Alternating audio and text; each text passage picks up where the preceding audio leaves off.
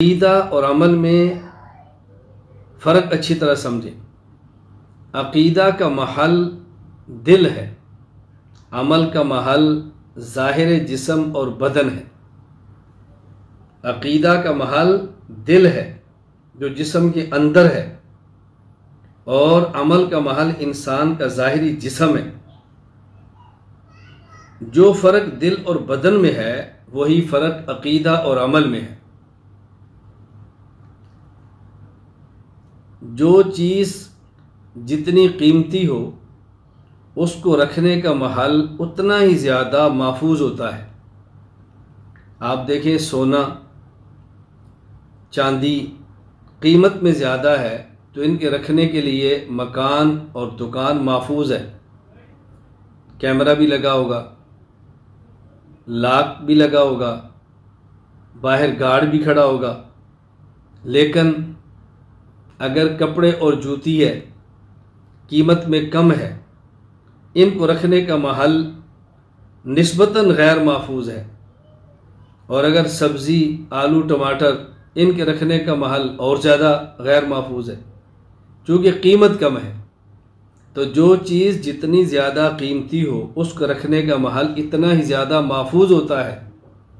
عقیدہ چونکہ قیمت میں زیادہ ہے، اس کے رکھنے کا محل دل ہے جو کہ محفوظ ہے، اور اعمال قیمت میں کم ہیں تو ان کے رکھنے کا محل ظاہر بدن ہے جو کہ نسبتاً غیر محفوظ ہے۔ اسی طرح بات سمجھیں،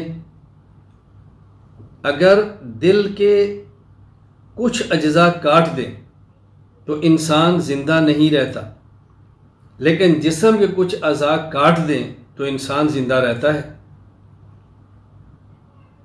دل کے کچھ اجزاء کاٹ دیں تو انسان زندہ نہیں رہتا، اور اگر کچھ اجزاء جسم کے کاٹ دیں، ناک کٹ جائے انسان زندہ، ہاتھ کٹ جائے انسان زندہ، پاؤں کٹ جائے انسان زندہ۔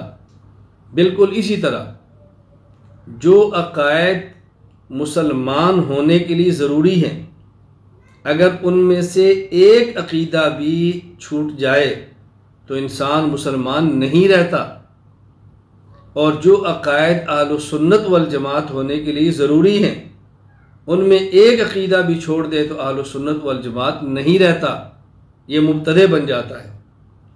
تو جس طرح دل کے اجزاء میں سے ایک جز بھی کاٹ دیں انسان زندہ نہیں رہتا، اور ظاہر جسم کے کئی اجزاء کاٹ دیں انسان تب بھی زندہ رہتا ہے۔